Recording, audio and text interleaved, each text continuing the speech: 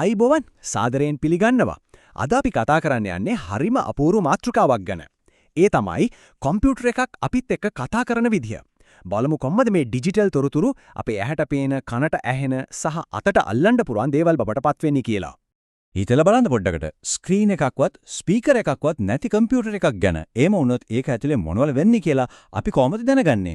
අන්න ඒක තමයි ඇත්තරම output devices එහෙම නැත්නම් ප්‍රතිදාන උපාංග කියන දේවල් වලින් විසඳන ප්‍රධානම ගැටලුව. ඉතින් මේ කතාබහේදී අපි මුලින්ම බලනවා කම්පියුටරයයි අපි අතර තියෙන මේ sannivedana පරතරය ගැන. ඊට පස්සේ ප්‍රතිදාන උපාංග කියන්නේ මොනවද? ඒවයි ප්‍රධාන වර්ග මොනවද? ඒවා වැඩ කරන්නේ කොහොමද? සහ ඇත්තටම අපේ ජීවිතවලට ඒවා කොහොමද සම්බන්ධ වෙන්නේ කියලා බලමු. අන්තිමට අනාගතයයි අපේ ආරක්ෂාවයි ගැනත් පොඩ්ඩක් කතා කරමු. හොඳයි එහෙනම් අපි යමු අපේ පළවෙනි කොටසට. sannivedana පරතරය. බලමු කොහොමද කම්පියුටර් එක මේ ඩිජිටල් ලෝකයයි අපි ඉන්න මිනිස්සු ලෝකයයි අතර සම්බන්ධයක් පාලමක් හදන්නේ කියලා. ඉතින් මොකක්ද මේ ප්‍රතිදාන උපාංගයක් කියන්නේ?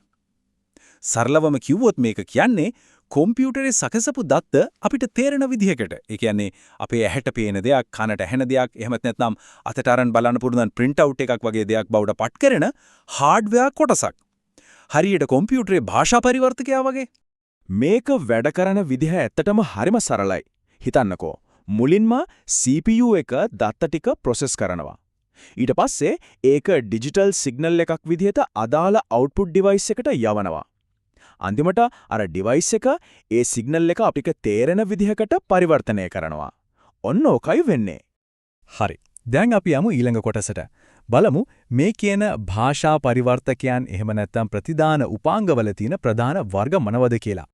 පළවෙනිම සහ අපි හැමෝම වගේ දන්න වර්ගය තමයි දෘශ්‍ය ප්‍රතිදාන. ඒ කියන්නේ අපේ ඇහැට පේන විදිහට තොරතුරු දෙන උපාංග. මොනිටර් කියන්නේ ඉතින් ප්‍රධානම දේනේ. LCD, LED, OLED වගේ වර්ග ගොඩක් තියෙනවා. විශේෂයෙන්ම ඔය OLED වල හැම පික්සල් එකකටම තමන්ගේම ආලෝකයක් තියෙන නිසා හරිම පැහැදිලි ගැඹුරු කළු පාටක් පේනවා. ඊළඟට ප්‍රොජෙක්ටර් පන්ති කාමරවල මීටින් වලදී හැම ලොකු ස්ක්‍රීන් එකක පෙන්වන්න පාවිච්චි කරනවා. ප්ලොටර් කියන්නේ ටිකක් විශේෂ දෙයක්. ඉංජිනේරු ඇඳීම් වගේ ලොකු රූප සටහන් print කරන තමයි ගොඩක් වෙලාවට ගන්නෙ. අන්තිමට VR බා AR headset. මේවා ඉතින් අපිව සම්පූර්ණයෙන්ම වෙනම ලෝකයකට අරන් යමෝ නේද? ඊළඟට අපි කනට ඇහෙන දේවල්, ඒ කියන්නේ ශබ්දය හරහා තොරතුරු දෙන ශ්‍රව්‍ය ප්‍රතිදාන. මෙතනදී නම් ප්‍රධාන උපාංග දෙකයි තියෙන්නේ. ස්පීකර්ස් සහ හෙඩ්ෆෝන්ස්. සින්දුවක් අහන්න, ෆිල්ම් එකක් බලන්න අපි ස්පීකර්ස් දානවා. තනියම අහන්න ඕන නම් හෙඩ්ෆෝන්ස් පාවිච්චි කරනවා. හරිම සරලයි. හරි. දැන් අපි කතා කරමු අපිට අතින් අල්ලන්න පුළුවන් දේවල් ගැන. ඒ කියන්නේ භෞතික ප්‍රතිදාන. මේවා කරන්නේ ඩිජිටල් තොරතුරු කඩදාසියක් වගේ දෙයක් උඩට ගේන එක. printers ගැන කතා කරද්දී ප්‍රධාන කතා දෙකක් තියෙනවා. එකක් තමයි impact printers. මේවා හරියට පරණ typewriter එකක් වගේ ribbon එකක් හරහා කඩදාසිය අකුරු වද්දලා තමයි print කරන්නේ. ඔය dot matrix printers තමයි හොඳම උදාහරණය. අනිත් පැත්තේ ඉන්නේ non impact printers. මේවා කඩදාසිය වදින්නේ නැතුව තීන්ත හරි ටෝනර් හරි විදලා print කරනවා. අපි අද පාවිච්චි කරන inkjet laser printers ඔක්කොම මේ වර්ගයට තමයි අයිති.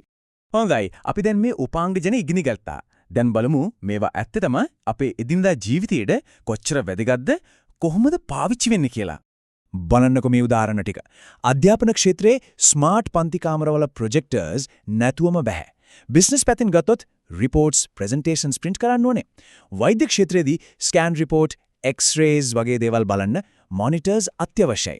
විනෝදාංශ පැත්තට ගියොත් films බලන්න, games ගහන්න, VR experiences ගන්න මේ හැම දෙයකටම මේ output devices ඕන වෙනවා. හරි. අපි දැන් මේ තාක්ෂණයේ අනාගතය දිහා පොඩ්ඩක් බලමු. ඒ වගේම මේවායේ තියෙන වාසි අවාසි සහ අපි පොඩ්ඩක් හිතන්න ඕන දේවල් ගැනත් කතා කරමු. මේ උපාංගවල වාසිනම් ඉතින් පැහැදිලි නේද? අපිට හරිම ලේසියෙන් තේරුම් ගන්න පුරම් ප්‍රතිදානයක් ලැබෙනවා. පැහැදිලි රූප, පැහැදිලි සද්දේ. මේ නිසා අපේ වැඩ කටයුතුත් හරිම කාර්යක්ෂම වෙනවා. ඒත් අවාසිත් නැතු නෙවෙයි. සමහර ඒවා හරිම ගණන් නිතරම නඩත්තු කරන්න ඕන. ඒ වගේම ලයිට් බිල ටිකක් වැඩි වෙන්න පුළුවන්. ඉතින් ඊළඟට මොකද වෙන්නේ යන්නේ? අනාගතේ නම් හරිම සුපිරි වගේ touch displays 4K 8K වගේ පැහැදිලි monitors, wire නැති output devices, ඒ වගේම smart displays මේ දේවල් දැනටමත් අපේ ජීවිතවල කොටසක් වෙලා ඉවරයි. අවසාන වශයෙන් මේ සම්පූර්ණ කතාව මේක වාක්‍යයකින් සාරාංශගත කරන්න පුළුවන්.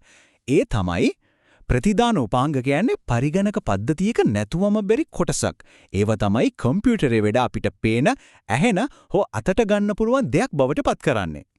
ඒත් තාක්ෂණය දියුණු වෙනවත් එක්කම අලුත් ප්‍රශ්නත් මතුවෙනවා. ශ්‍රව්‍ය ඔත්තු බැලීම්, දත්ත කාන්දු වීම වගේ අවදානම් ගැන දැන් ගොඩක් කතා වෙනවා.